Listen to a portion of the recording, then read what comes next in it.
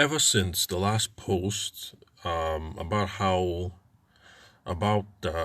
what I think the appropriate way to use WhatsApp for sales and marketing is, I've been paying attention to how other professionals are using it. Well, that's apart from those who are, I think, flagrantly using it in the wrong way to promote themselves using the autoresponder messages. So don't worry, today I'm not going to revisit the auto response messages, but I'm going to look into other ways that people have been using WhatsApp to promote themselves, sales and marketing and all that jazz.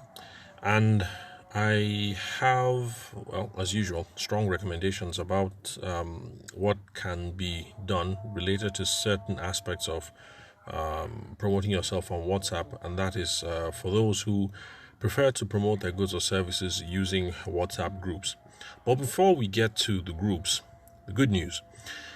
Like I said, I've been paying attention to how people use WhatsApp, and I've noticed that the business features on WhatsApp are a lot more versatile than I initially thought. For instance, there are a couple of photographers that I follow who somehow have managed to be able to put their portfolios up in the WhatsApp profile itself. So let's say you send these folks a message, or you're curious and you look them up on WhatsApp. When you click on the icon to see their profile, you get to see a sliding. There's a section of sliding photos at the bottom. I'm sorry, I have no idea how that is done, because I'm a bit what should I say, lazy when it comes to these sorts of things. I haven't put in the time or asked around folks about how you do stuff like that. So I've seen wedding photographers have their portfolio up on the WhatsApp profile itself. You open the WhatsApp profile and you can scroll through some of their work. I've also noticed the same thing with some of the models that are in my contact lists, and I've noticed a cake artist who's doing the same thing. So I think that's a really cool feature of the WhatsApp business. I'm not really sure what it's called, so let's just call it WhatsApp business for now. So that's one really cool feature of WhatsApp business, and I really think you guys should get on board, because it's a really interesting way to promote your services. I just find it really cool that if someone happens to come across your number, the one to hit you up on Instagram to send you messages for inquiries. I just like the fact that they can also scroll through some of your stuff without necessarily having to dock away and go through Instagram or your website. I think it's a nice way to start off the conversation, just having everything all in one spot. So, that's my assignment to you guys for today. Have a look at the WhatsApp business function, if activate it, and then see how you can take advantage of this. Well, I really don't know what to call it. I'm just making names up here. I'm sorry. So see how you can activate that portfolio function, just so that you can have sliding photos at the bottom of your profile. So that's the good news. Now, on to the not so good news, or the not so good practices that are evolving around how people use WhatsApp groups. A couple of days ago, I received a group invite, and it was from a printer that I know pretty well. I've done some work with him before. I get my canvases made through him. Canvases, for those of you who are not wedding photographers or who are not in the print industry, they're a way of mounting your photos, and it looks like it gives it that. It looks like paintings in a museum. So it's not quite cloth, but yeah, it has that cloth feel. It's just an interesting way of having your photos displayed without having to go through the traditional route of having wood that is texturized, or having paper printed and then mounted or framed behind glass. So I get a lot of work done with him that way. So first of all, he blasts out a message to all of us in his contact saying they've moved offices, and that's cool. makes sense. It's good to let people know when you have changes like that in your business. Hey, we've changed office space, or these are the new services that we offer. And then following that, a couple of days after that, there's an invitation to join a WhatsApp group that he has set up for photographers, I think. I didn't pay attention because I just promptly deleted it. So, so what's the point that I'm aiming at here?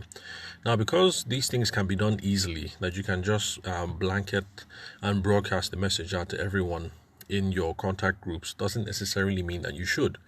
And because you can add people to groups without the permission, doesn't necessarily mean that you should.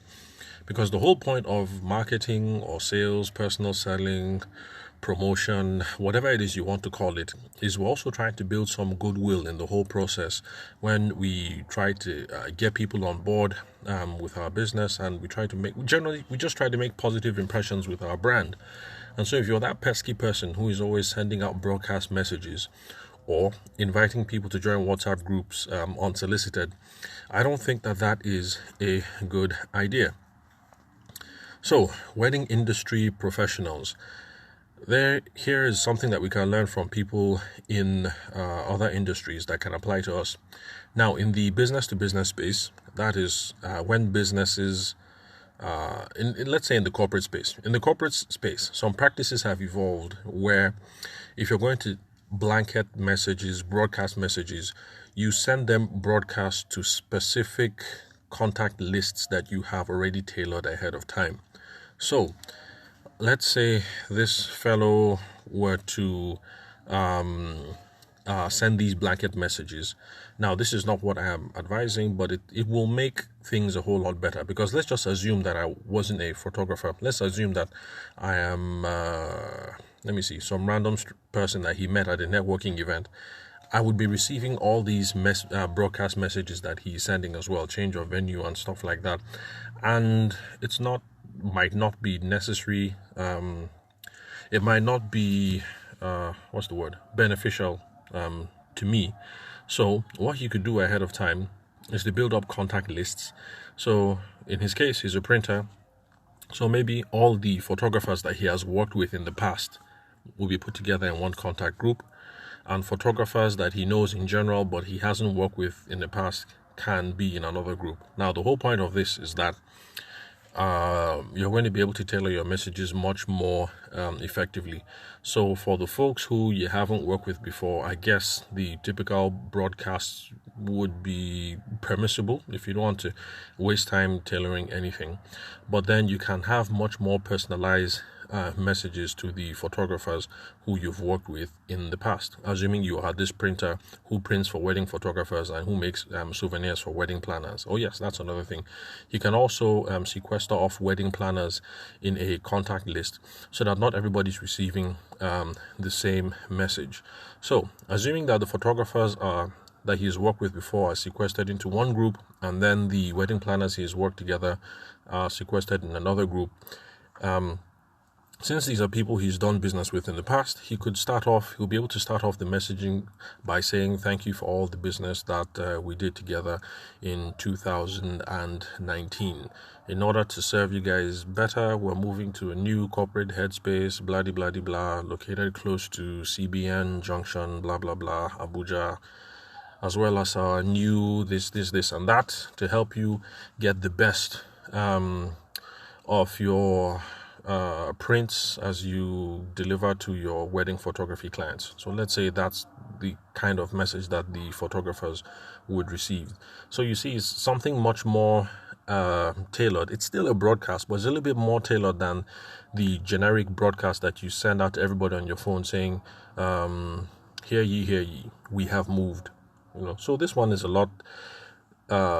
a better idea, because even though if I had received that message, I would know it's a broadcast, but still, it's a little bit more relevant. It's thanking us for business that we did last year, letting us know about the move, and then trying to tie it into how it's going to make my life better. That because they're moving to this new site and there's more space, they can squeeze in more equipment.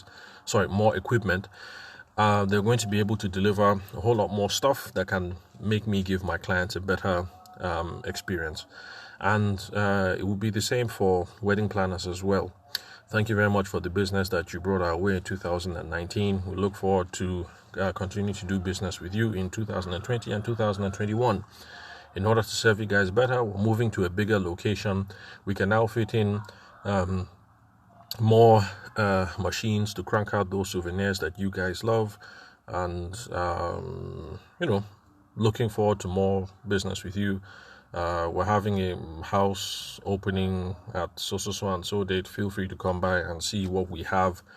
That's new on the market that you can use to delight your customers. Those sorts of messages. So it's still a broadcast message, and it requires a little bit of work, but it makes sense to actually separate people into separate contact lists, and then have your messaging slightly more tailored, and then you can blast it out to those groups.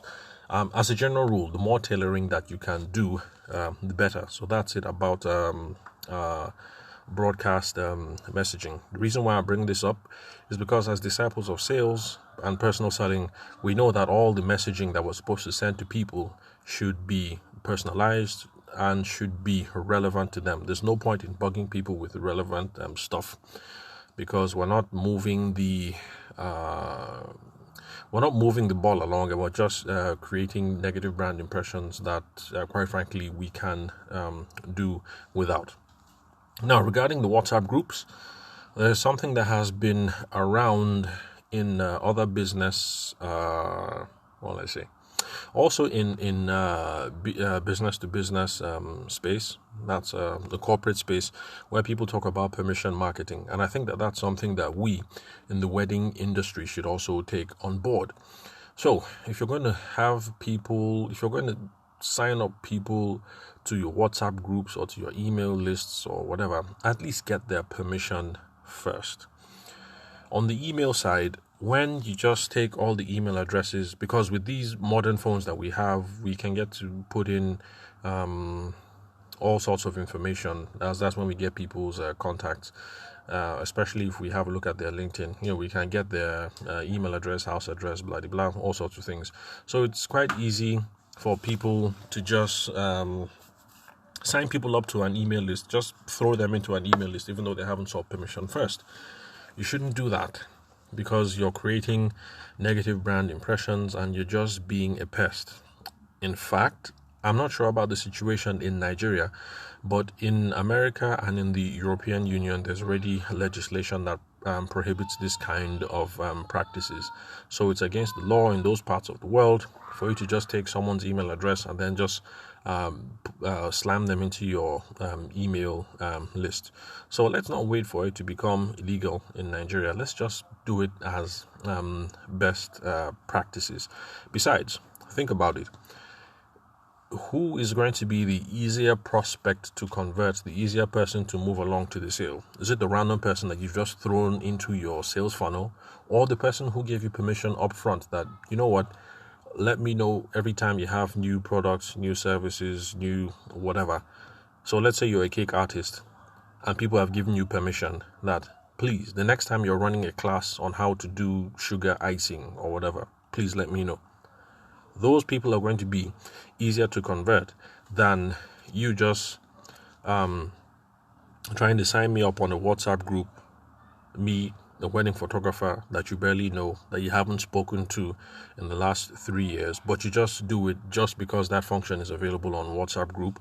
Or you're a printer and you're my friend and we've done business before, but you don't talk to me about it and you just create a WhatsApp group and then you try to just get me in there just because you can. I think a time is going to come when people are going to get WhatsApp group fatigue. Because think about it. I'm sure that your families are kind of like mine. We have multiple family groups.